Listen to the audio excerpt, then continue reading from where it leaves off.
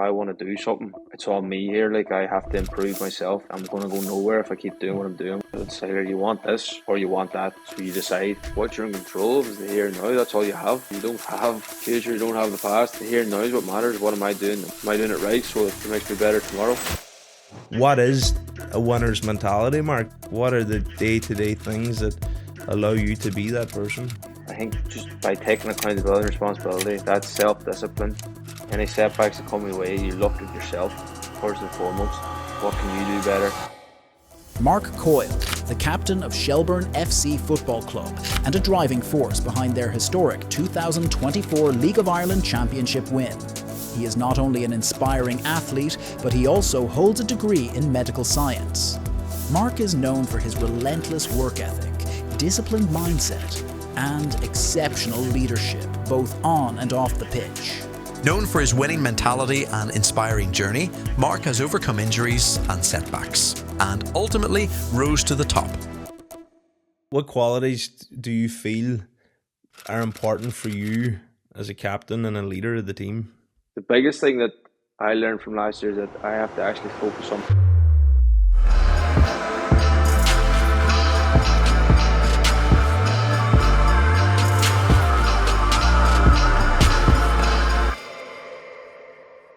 Mark Coyle, captain of Shelbourne FC, 2024 League of Ireland champions, being managed by one of Ireland's most prolific footballers, Damien Duff, and European football next year.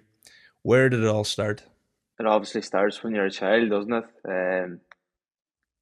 I can remember being in the back garden playing with my dad, Connor as well, my cousin, who we both know, and just being out there for hours, really. And you always dream, don't you, about winning stuff and lifting trophies. So they've come this far along the journey, and there's been ups and downs, as everybody has. So to do it now, it's been nice, but I'm excited for more, really. When you say excited for more? Excited for more opportunities to win things. We're obviously an enthusiastic group. We're a determined group. We're driven, and we're hungry for more things like that, more days out. We have a manager that's the same, and he drives it from his end, and we try to follow in behind him. But everybody's just hungry for more success, really. Whether it comes or not, it's down to us. But we know that we have a lot of work to do, and we're more excited for it this year again. Yes. So the thing you said there, you brought it right back to your childhood. Playing in the garden and the dreams. Where did it start for you with the football? As a kid, getting involved with teams, and what was the path that led you to where you are today? I would say, as I said there, the garden's always the first, isn't it? Your dad, and my dad's obviously a football fanatic, so we were always out. And then it would have led to, we were playing in school, primary school, playing with your friends, and we're both from the same area. So Isla's obviously our local football team, and I would say from 7, 8, you probably joined a team. It might be younger nowadays, to be honest with you, but back then that was probably the youngest age group you had. I went to Isla obviously for a few years, and then we got the opportunity to go in and play in Derry for Maiden City, and it was mainly because they used to take you on trips to England and that to obviously get bigger opportunities to maybe be seen. And as a matter of fact, it actually happened for me, because around when I was 12, 13, we were over in Shrewsbury at the time, and I got spotted for Aston Villa and went over for a week's trial, blah, blah, blah. Nothing really ever came of it, but the experience, that was quite nice. And then I played for Maiden City for years. I think I left them when I was 16 or 17. Went to play for Finn Harps underage. And that was like one of the first few years that was starting as well. I know now it starts under 13s, maybe younger again. But under 19s was the first days. But I went there for a few years then, and probably a mixture of playing football and Gaelic at that age, playing county setups and things like that. And then obviously went to Finn Harps and finally came to Shell. So that's sort of a summary of the journey as quick as I could give it. You said you went to Villa for a week. Is that right? What was that like? So you're playing local league football, and then you get called up to go over to play with Villa or do trials. What was that? Tell me more about that experience. You know, the emotions that you felt, or the thoughts that you get.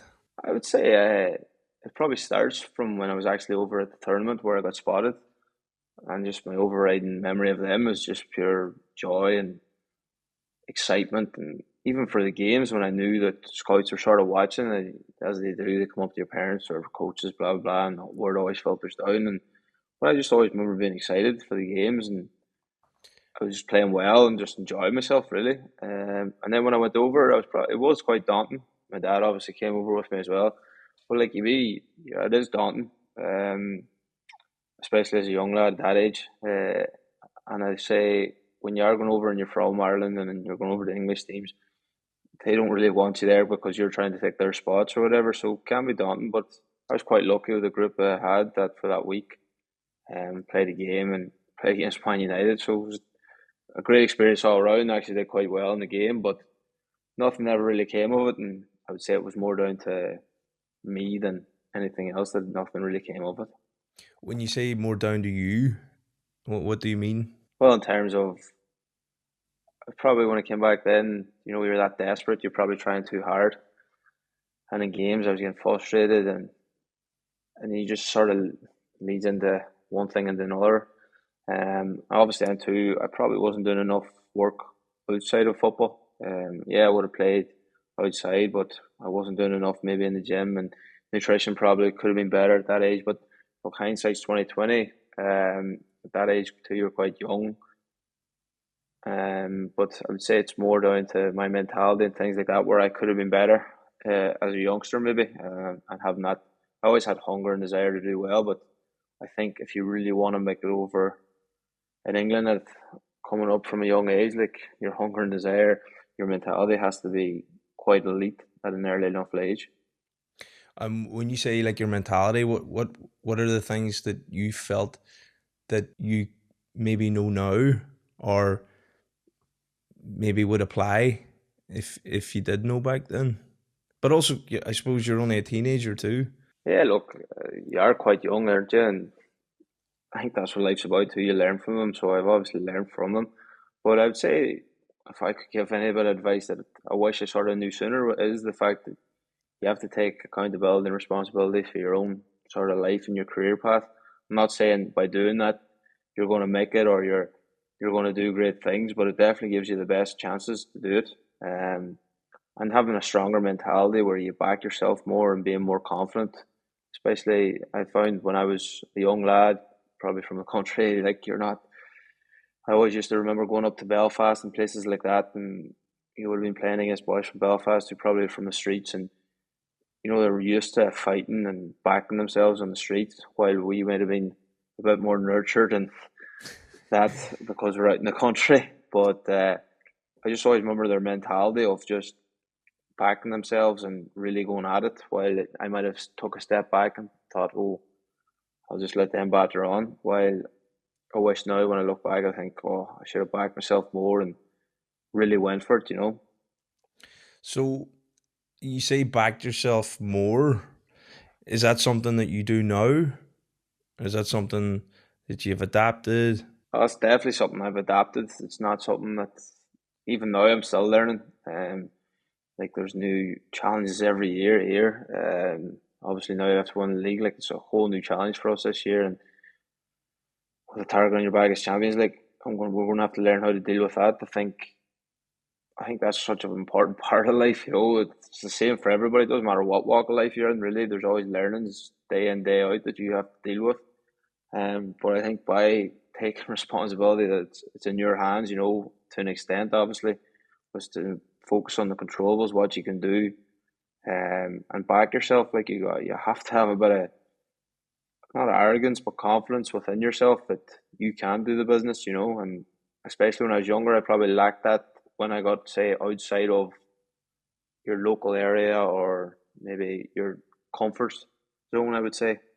And like I think when you get outside your comfort zone, you still have to back yourself more. And that's what I found is probably where I lacked big time at.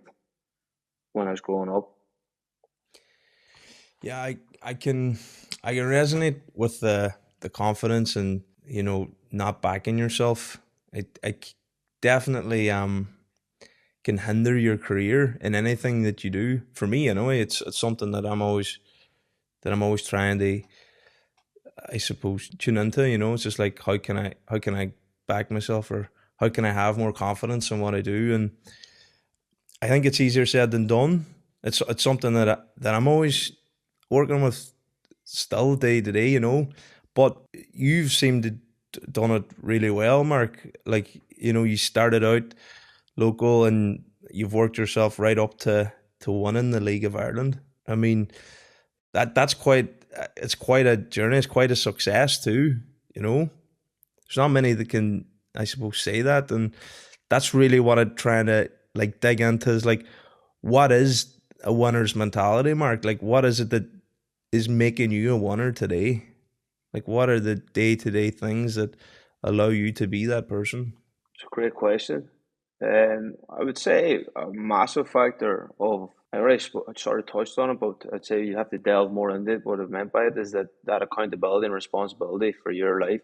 That means your daily actions, I would say, really. Like, I was quite disciplined every day. You know, I'd have a routine where I have to hit certain things, like it might be the gym or it might be training, your nutrition, working on your weaknesses, but also making sure your strengths are still good. And I think too, a massive side of it is, you know, maybe some people, like I know I've worked with a sports psychologist too, like, and I find them even reading self-help books, things like that, they're massive for me anyway, in order to build your self-confidence, and little hacks here and there that work for you, to in order to better yourself really. But I would say it's looking at yourself, and if things go wrong, because there is setbacks. I've had plenty of setbacks, numerous. And maybe when I was younger, I might have found myself blaming others. Like, oh, coach didn't like me, that's why I didn't play. But the reality was I wasn't good enough. And something I would try to tell my brother now is you have to lead them, no choice but to play you. And it's down to you. And yeah, look, you need a bit of luck along the way, which I've had as well. But I think just by taking accountability and responsibility, that self-discipline, any setbacks that come your way, you look at yourself first and foremost. What can you do better? Improve on them things and give yourself the best opportunity. And I'd say that's basically what I've done consistently for a number of years now. Mm. And you also went between different sports as well. You know, you were playing Gaelic and football, Fun Harps, Donegal. What was going on in your head at that time? Because it is not many lads do that today, and in the sport, like they won't even let you do that. You know, obviously you must have been at just the tail end of that. What was that period of time like in your life? Yeah, it was actually quite difficult, to be honest with you. I found that because football, I think when I had that such a high at 12, 13 with Villa, it's probably you and your family probably think, oh, you're going to make it, blah, blah, blah, but it meant nothing. And then come 16, 17, after a few niggles here and there, but I wasn't playing that well, but I remember always just not enjoying it as much as I used to. And then we had the opportunity to go play Gaelic, and I always loved playing with Bert too. Growing up, you're obviously playing with your friends, and we were actually quite a successful underage group, like my age group, and we won so much. So that's probably why I enjoyed it so much. But we were quite good as well. But I always had that love for Gaelic as well, as I said, and we had the opportunity then to play, went for tries for the minor teams and made it. Just had a good year and enjoyed it. So then I was just jumping back and forth really from football to Gaelic. You know, when the Gaelic finished, I would go and play football again. And at the time, the football was with. It would have been Harps underage as well. So like obviously minors, and then I played 21s the following years, playing with Bert as well. And I would have played like where I could then once, because 21s always finished early in the year. So I would have played football then for the summer along with Gaelic, and I might have had 2 games or whatever. Because I remember when we won the championship with Bert in 2016, the intermediate which was one of the best experiences of my young career anyway, in football and Gaelic. I went and played the next day in an All Ireland semi final or something for Finn Harps, even though I was out the night before. Like, but I always had, I don't know, I suppose that's a bit of discipline too. Like, where I felt bad and I couldn't let my other teammates down. Remember the game going to extra time, and I don't think I came off until halfway through extra time, and I was already played the game before. So I'd say them things all you learn from them too. I think so much. But yeah, I do remember it being quite difficult because I was probably in limbo and I probably should have picked one or the other sooner, in hindsight. Like, but at the same time, I learned so much from it. And I probably wouldn't be here if I didn't do both of them. Yeah, why do you say you should have picked one sooner? I think, as I said, if I was probably mentally stronger at the time, I would have picked one of them, and really went for it. To be further along down the line. I think by doing what I did, I was sort of in limbo, as I said. Like, I wasn't really giving one of them 100%. It was probably, yeah, it would have been 100% when I was with them. But if you're not doing it for a full year, like, you're not really giving it 100%, are you? And I just think the way the game's gone now in both fields, like, nobody does both. Maybe back in the day you could have, but nobody does both now at that level anyway, where you would have been playing League of Ireland and trying to play for a county. That doesn't really happen now at all. It doesn't happen. But yeah, I think if you really focused on one, as you know yourself, that compound interest of really doing something day in, day out, it does benefit you in the long run. But at the time, I probably couldn't have seen that because, as I said, I was just in limbo and I wasn't probably enjoying either or enough. Then what led you to making a decision of, right, that's it, I'm going to go with the football? It's a mad enough story, to be honest with you. It's quite long, I would say, like, because obviously I made it into the senior team after we won the intermediate championship with Bird. This was the Donegal senior team? Yeah, under Rory Gallagher in 2017. But I was miles off it, physically and mentally, I would say. I was probably back to that young boy where I was saying a bit daunted and that. Didn't really do myself justice, but I was also at college at the time, and it was quite difficult because you're missing a Tuesday here and a Tuesday there while the boys are flat out training, like, but you're training by yourself and everybody knows you're probably not getting as much out of it. But physically I wasn't where I needed to be at that level. Like, but what I would say is that the learnings I took from that, even though it probably took a year, I would say, before they really hit me after I got left the team, was that I just knew I wasn't at it, and I sort of was like, right, if I want to do something, it's on me here. Like, I have to improve myself. I'm going to go nowhere if I keep doing what I'm doing, where I'm just jumping in and out and just happy-go-lucky sort of. And then after the season finished for my first year as the seniors, I didn't play anything. Like, so I wouldn't even call. I was up training with them, I would say, more so in the squad.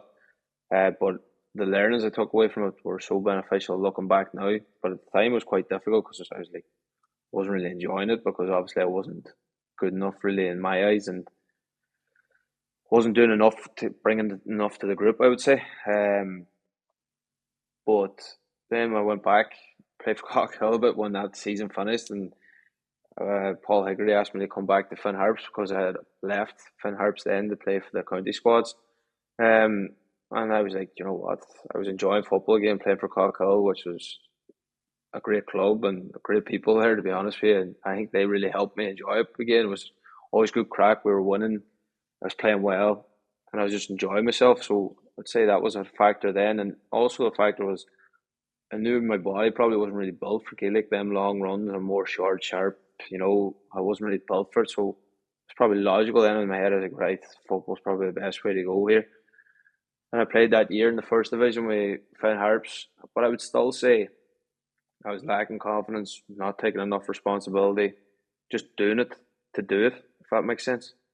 Like, I was just doing enough to pass myself to get by, while I knew I had more in the tank. And I think it was the following year, maybe in COVID year, I just said, right, enough's enough. I think COVID helped me, to be honest with you. I was just like, enough's enough of this. You're either in or you're out. And I think I was actually watching The Last Dance whenever that came out, and I just seen his mentality, and I just started thinking to myself, I am miles away from that.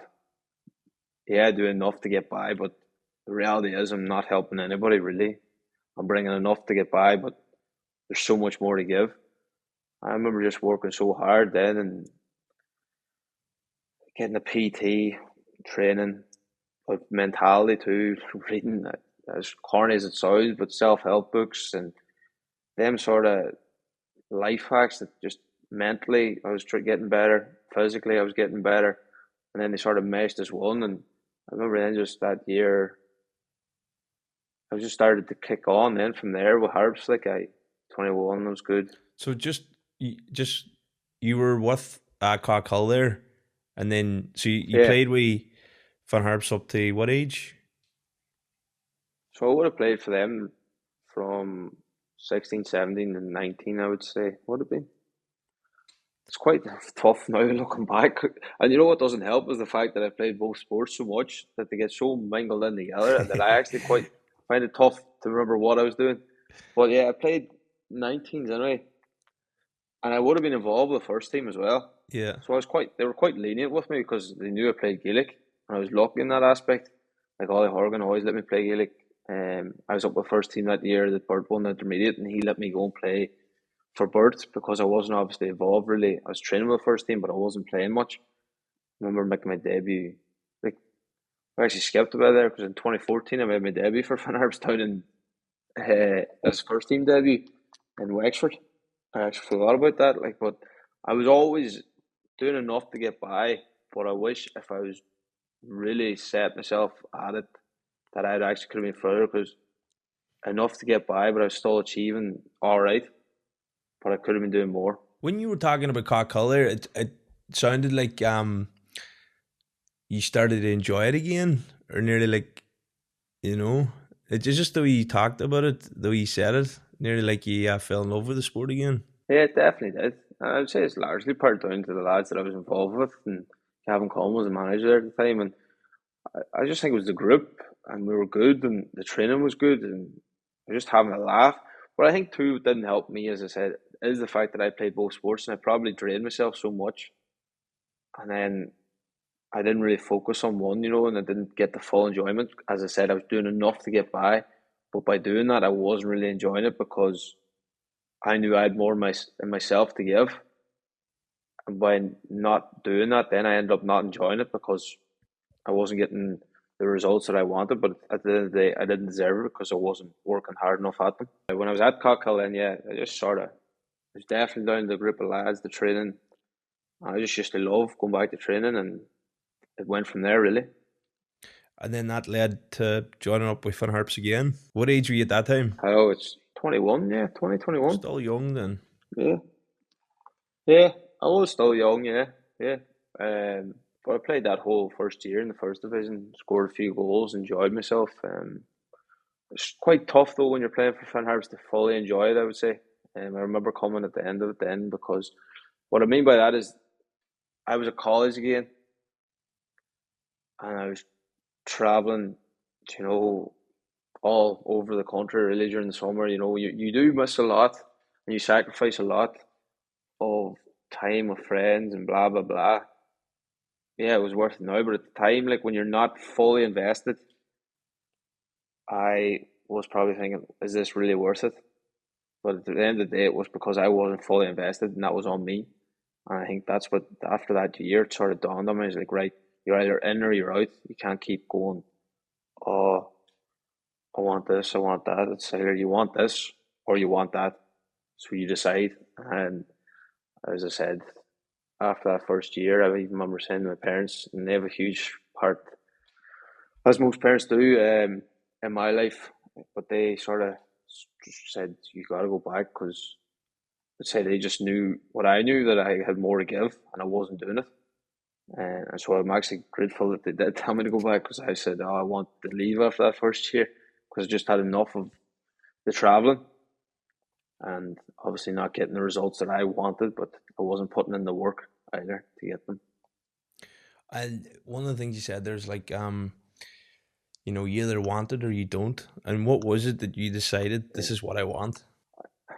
I think it was, as I said, I think that is, was it 2019 and they changed to 2020. I remember that COVID just sort of, whatever it was, like, as I said, I always did enough to get by, but I knew I had more in me.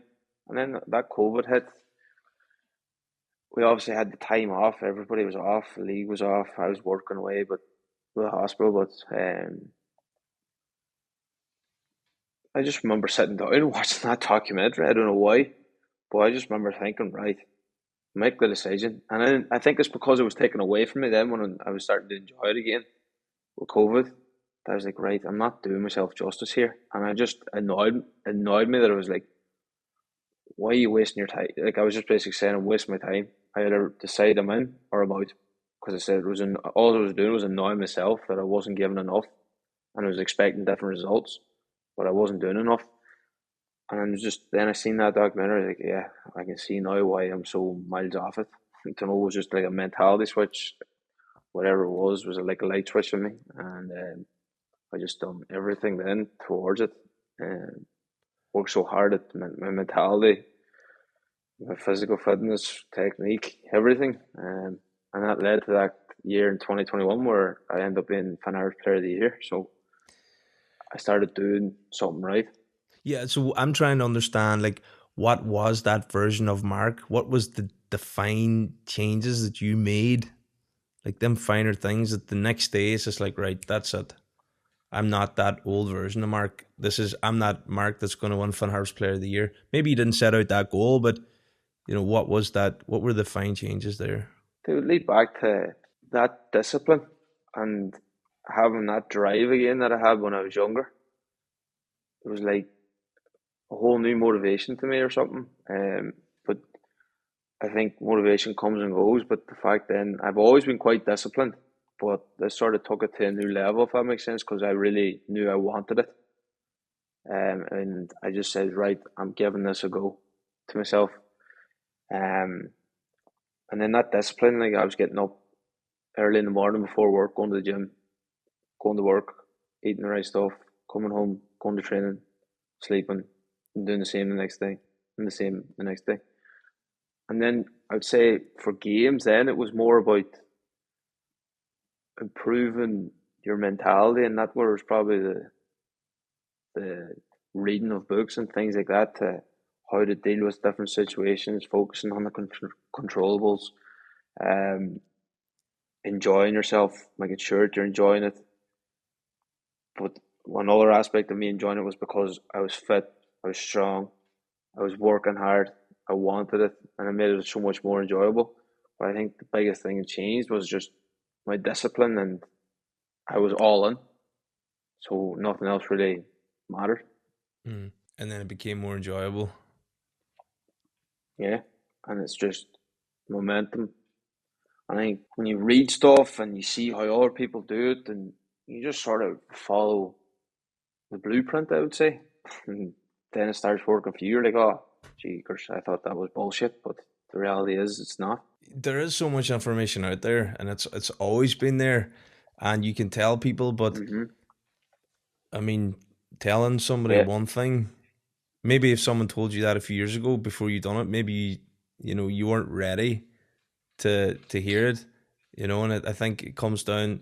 We really sometimes we think we just have to be faced with that, like, right, this is it, you know, to really push back, you know. Which I'm not saying that you're pushed back, but like you were in this limbo, and then you just said, right, that's it, and then you made the yeah. change. No, I agree 100%. And I often thought about that because at the time, maybe people did say it to me when I was younger, but I wasn't in the mood to hear it. While when it just hit me all at that one time, I was obviously in the right mind frame or the right headspace to take it on board and move forward with it. So I think, yeah, you're definitely right. And you know, obviously, everybody's got their own path, don't they? And maybe it is fate, and that's the way it had to be. But I wish it definitely was something that I wish, you know what, I just said, right, enough's enough, I'm going for it. But I do think, too, the fact that I did that in education and Like these all play factors in where your headspace is. Like I have no regrets about doing my education, but you're also stressed with your education and you're stressed with football. You're like, where's my enjoyment? You have no real enjoyment. So like it's all about managing it too. And as we both said, like hindsight's 2020, but I really think the fact I've done both is why I'm here now. So I don't really have any regrets either. Then how many seasons with Van Harps? Seniors? Played 4. 4. Yeah, 4. And then you got called by Damien Duff. Yeah. He wanted you. Yeah. What was that like? I mean, for me, anyways, I look at Damien Duff and as someone who follows football, you know, one of Ireland's best footballers through the years. And then, you know, you're playing for Van Harps and this man is looking to sign you. Yeah, look, he's the same for me. I think when he first calls you, you know, it's a bit surreal and he texts you and you're quite nervous, to be honest with you, even though he probably still makes me a bit nervous, to be honest with you, sometimes when he texts me, but I'm a lot better with it. But you're obviously nervous and you're jittery and you're excited, and I always remember telling my mum and dad, and they were probably just as excited as me because they obviously knew what he was and what a sort of player he was, and to get the chance then to work under him when he was such a legend of Irish football, like, yeah, it is quite surreal. But I remember meeting him then, and he was just so bang, bang, bang.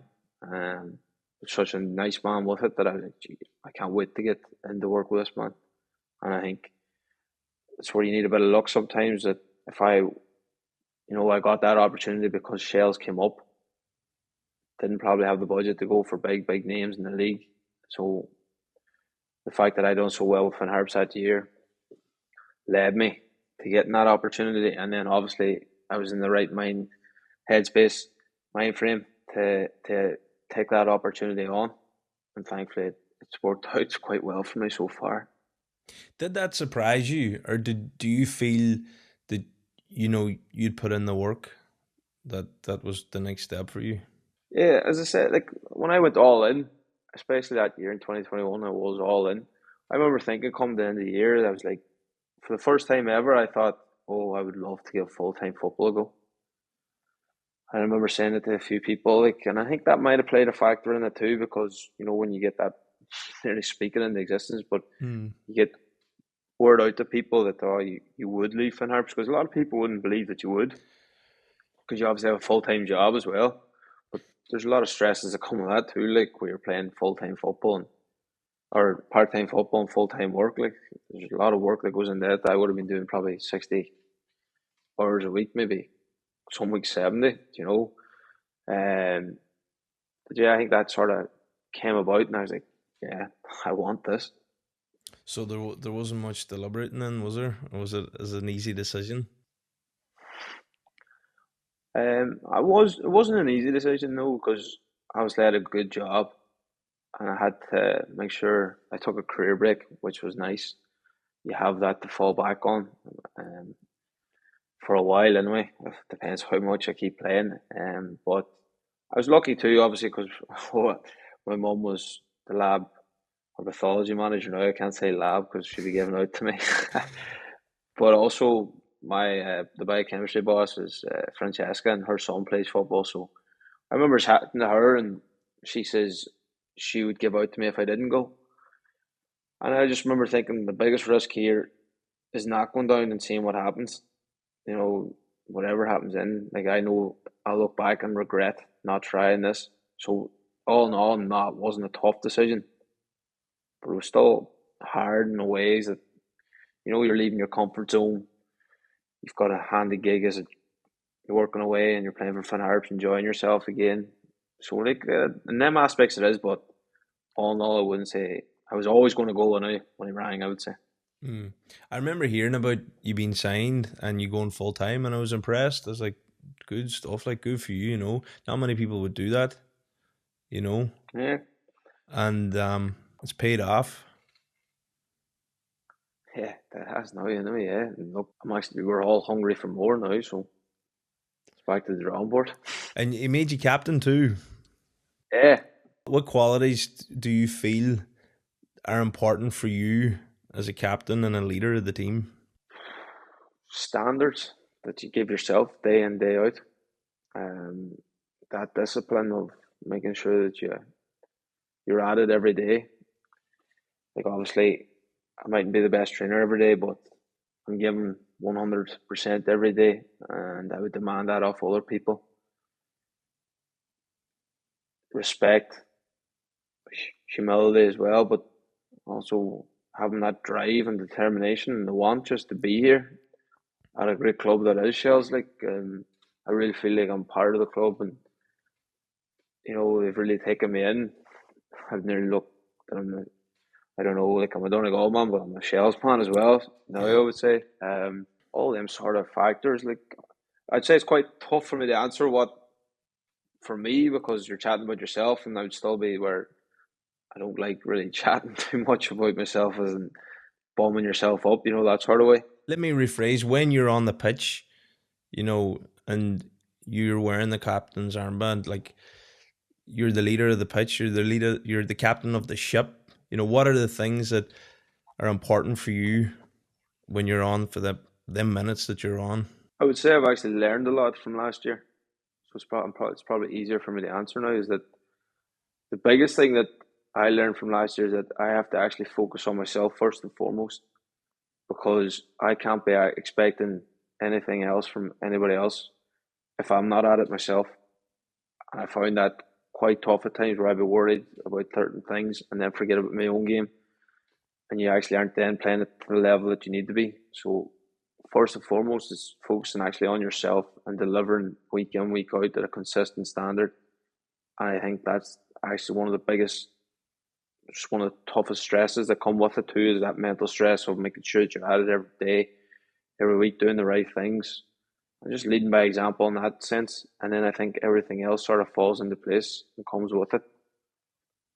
But there is certain stresses that cause at times, but that's my biggest learning, I would say, is that I have to focus on myself and make sure my standards are high before I expect anything of anybody else. And that I was following you last year. I say last year, but this year. But you seem to be well ahead throughout the season.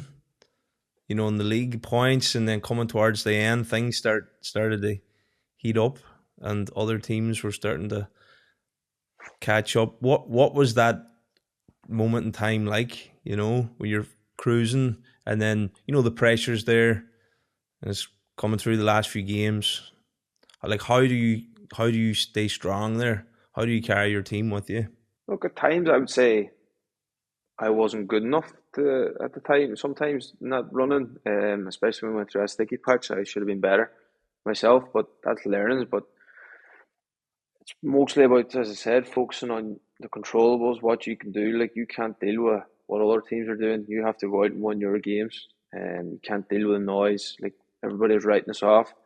But yeah, there's definitely that internal pressure within the group too, because we wanted it so much that probably hindered us in a way too. When you grip the bat too tight, it's like anything.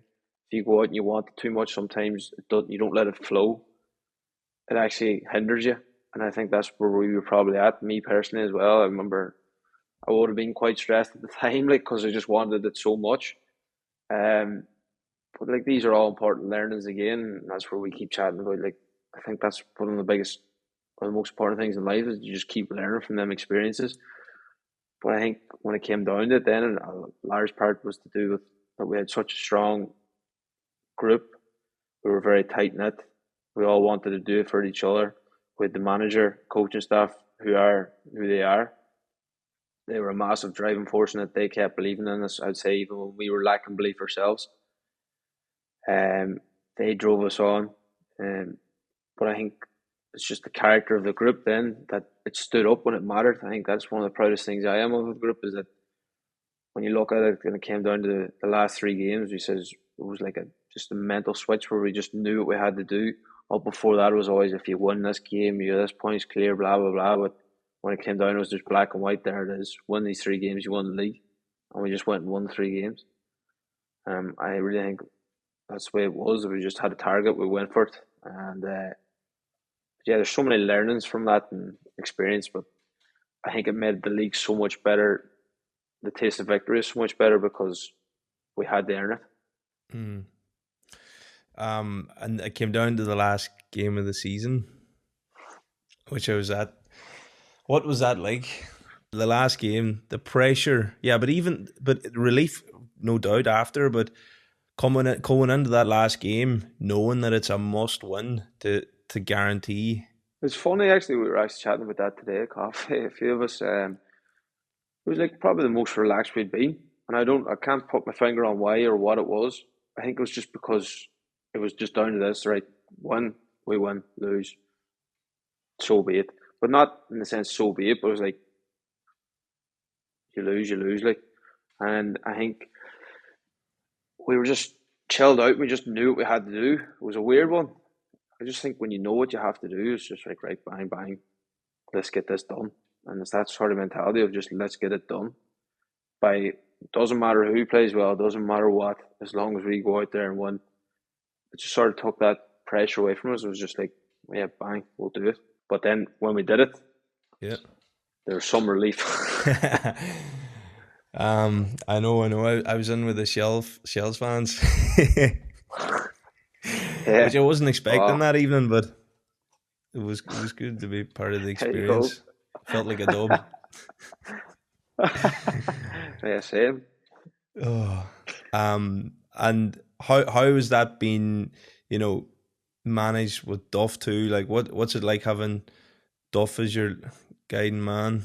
Yeah, like I've said this numerous times now that we all know, probably the whole club knows that we wouldn't be League Ireland champions there if he didn't come into the club 3 years ago. I think another part of where I've learned from him is that, like when I look at him, I can see why he had such a successful career in England and why so many of us haven't, because how he's affected our mentalities is mad. Like his demands, his expectations, his standards that he sets every day, and that the standards he expects of us and the staff and the club every day is second to none. But it's quite intense, and you have to be on board with that and being able to take it. You have to be able to buy in because you'll be left behind otherwise. And that's the cutthroat business we're in football. Like we know now this year coming up, like it's already we're back, and it's nearly like doesn't matter, we're back, and it was nearly harder. I think he's probably gonna take it up a notch again because he wants more, and you have to buy into that and be willing to accept it and get in behind him, in order to stay here and in order to be a part of this team, and we really have got him behind him. There's a core group there and a great group that really got him behind them and know what he expects of us, and start driving it on ourselves now.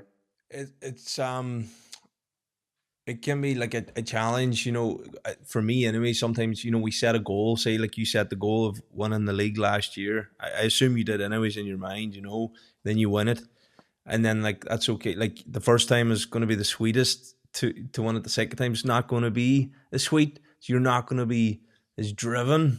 I mean, and again, I'm speaking from my own experience. It's like we achieve something, then like what's next, But I think what's so important is how do you up that level, up that ante, and continue with what's ahead to make sure that you can stay on top and continue to succeed. Yeah, I think there's a number of things there. Like, for one, anyway, the coaching staff and the gaffer won't allow it. They've done it numerous times. They know what it takes.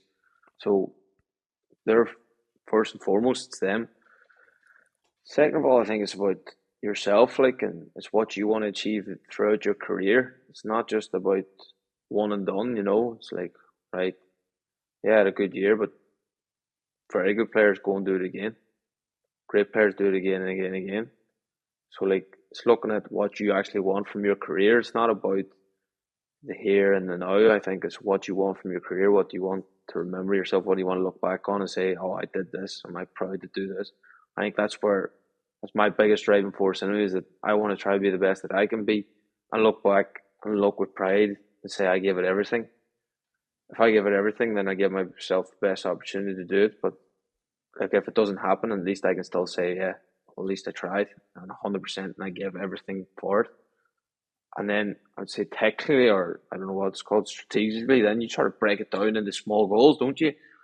I'd say it's the same for you when you have a business plan. Like you look at the small terms first, or the short term, sorry, and then the long term big goal is whatever it is. Sure, we have to get through pre-season, then you have to get the break, and you have to do the league, you have to do the cup, you have to. To me, it's about breaking it down in that sense and making sure that you're hitting them short-term goals, and then eventually it might lead to the long-term goal, might not. But it's looking at that, and that sort of keeps you hungry, and you can see where you're going. I think there are a few key factors for me anyway, looking at this season coming up, that's the way I'd be looking at it. It sounds like this is just one goal, or one step of many ahead, Mark. It sounds like you're already focused on what's next. Yeah, definitely. But I think, yeah, I am. But I'm also well aware that there's plenty of competition out there too. So I know what I have to do myself. But as I said, I think it's making sure that you're doing everything you can so that you can look back on yourself, whatever maybe you're doing in life, even that you're proud of what you were doing. And it's probably maybe what I mean by when I was earlier, I probably wasn't proud of what I'm doing because I knew I could have done more. So it's about leaving nothing else out there, and whatever happens, happens. But yeah, like I was also aware when we did win it, like so many people came up to you and says, enjoy the celebrations because you never know when it's going to happen. So even though it is like I'm focused on the next one now, I made sure that I sort of took it in and enjoyed it as well because I was so weary of the amount of people telling me that I was like, right, I better try and enjoy myself and take it all in when it was happening. But now, yeah, for me, it's part. It's great. Gives you confidence. Gives you a new age. But it's what's next now. Mm. And how do you feel about going into Europe? Yeah, look, obviously excited for another challenge and new experience. And we obviously experienced it last year, but this year now, Champions League will be a whole new one. It's exciting. This is probably where I'm at. Like, I actually haven't put much thought into it. If I'm being honest with you, they're just generic answers that I give you that's true, but Yeah. it's not something that I've looked at or until they come around. It's probably more about dealing with the pressures that come with them, the responsibilities come with them, because there's a lot of media hype, blah blah blah around them. But at the end of the day, it's another game of football, and it's just about going out there, enjoying the experience, but also what matters most is making sure that we get a good result. So I actually don't think that too far in the future. I think at the minute my full focus is on pre-season Why do you think that's important? because that's what you're in control of, isn't it? It just comes back to them life hacks to me, that like what you're in control of is the here and now. That's all you have is here and now. You don't have the future, you don't have the past. That's why winning that league counts for nothing if we don't go and give a good account of ourselves this year. So the here and now is what matters. What am I doing? Am I doing what I do today? Am I doing it right so that it makes me better tomorrow? And it's just like doing that day in, day out, and that compound interest effect. And like, don't get me wrong, there's some days where I'm like, oh, I cannot be bothered to do this. But that's where it comes back to discipline. You're just like, right, no, this is who I am. I have to do this. And I think that's me anyway. That's my headspace. That's the way I look at it. And I'd feel guilty if I didn't do it. And you'd be in a bit of turmoil in yourself, and you're annoyed at yourself if you don't. Just one of the things you said there was the days that you don't want to do it. The hard days. Yeah. I get them too. Like, just like I would not be bothered to go to the gym today. I would not be bothered to do what I have to do. And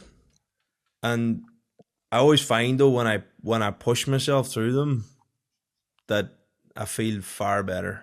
I feel better than I would have on a normal day for doing them, even though it was hard at the time. How is that for you when you push through them moments? The exact same. Definitely the exact same. That it's just you do get that sort of bigger reward from it because you know that you didn't want to do it at all, but you're like, right, nah. But I think that's what the more you do that, the easier it gets for one, but also it actually speaks more that you are that person. You know, you're disciplined, and this is where you want to be. You're not what I would have said that I was back when we were chatting earlier. I'm in limbo. You sort of want it, sort of don't want it. You either do or you don't. So you are that person or you're not. So I think the more you do it, then that gives yourself more evidence that you are that person, and it sort of gives you a bit of momentum, a bit of confidence in yourself that you're like, right, I am doing this, I am doing that. And like for me, that's what I sort of trying to do now is just get myself back, boom, boom, boom, day in, day out, doing as much things that I can do right that gives me this best possible chance to do well again this year. So you also were part of the League of Ireland team as well? Yeah, PFAI team of the year, Yeah, so yeah. it's voted by players, yeah. Nah, it was, I'd say, the cherry on top, isn't it? Like, and anybody that says that individual awards don't matter to you is lying. I don't care what anybody says, they are. It was obviously lovely to get it. It's a huge honour for me, and it's something that at least I can look back on and say, yeah, I got into that. I'm very proud of it. But when I say this, I do mean it. Like, again, it's part to me now. Like, it's like, right, can I get in it again? Yeah, and then that shows that I'm a better player again.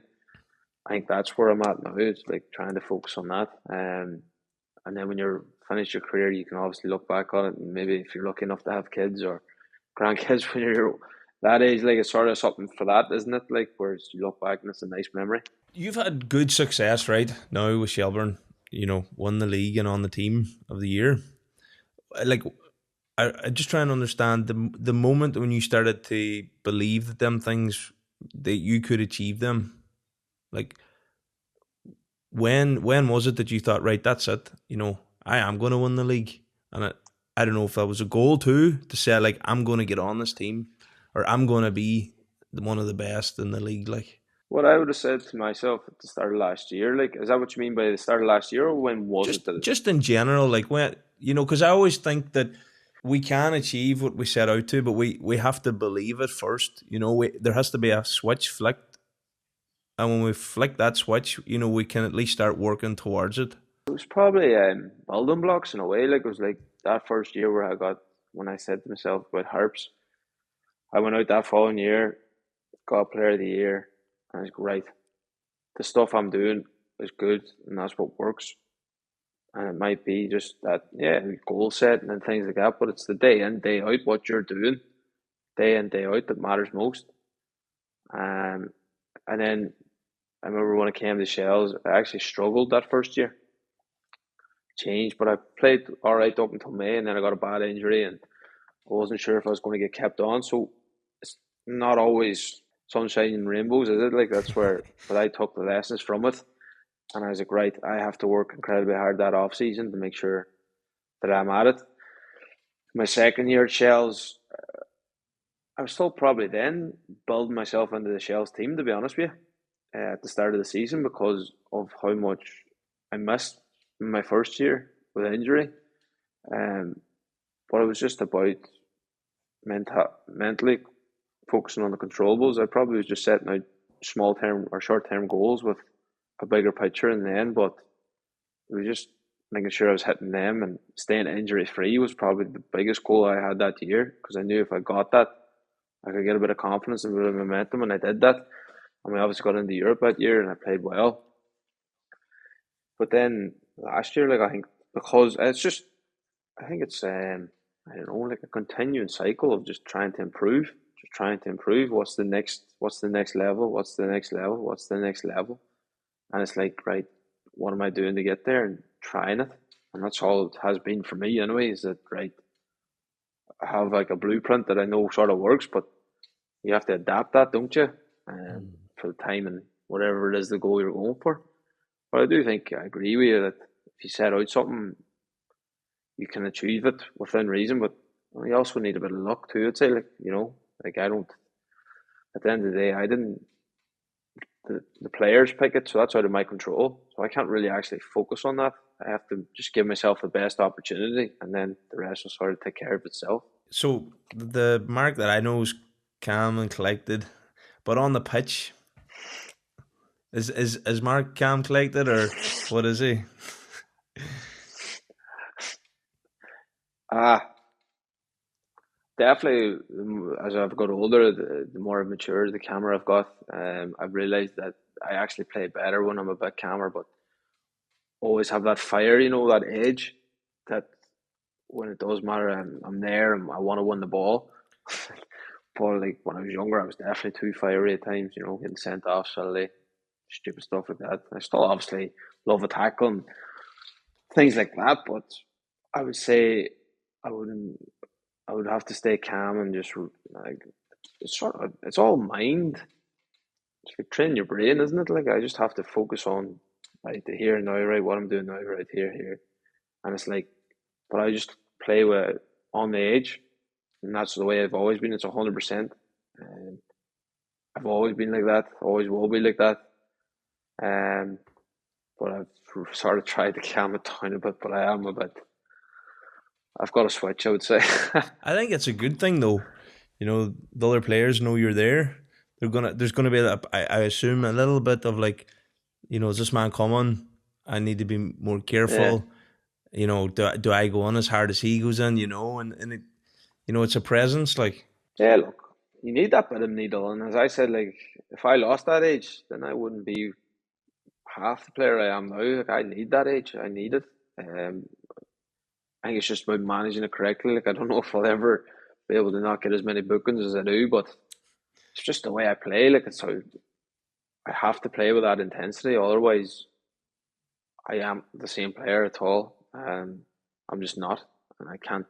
I need to be at that high intensity where I'm, really focused and just intense. And have you had many bookings, or how many have you had this year? I'll have 15, I think. Just yellows?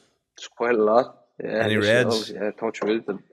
No. What about the year before? No. I don't want to chat about them. No, I haven't had any since I came to Shells. Good stuff. There's something's changed then. Yeah, maturing, isn't it? Like that's life. Good man. Mark, been a great conversation. Thanks very much, Ryan. Likewise, I've enjoyed it. Me too. So you get back to this? It's February, is it? Or January? Yeah. The league. No, it's February. Yeah, we have February. Yeah, February. All right.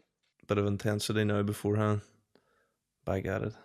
Yeah, it's already started. Yeah, look, we're in it quite a bit now, and just get home for Christmas with the family, and then that's it. Once Christmas comes over, we're back at it, fully on the pitch, and just full focus on them weeks really, because they're quite tough, but they're what make your season really. If you can get through it unscathed, and you're ready to rock for the first game, and that's what matters.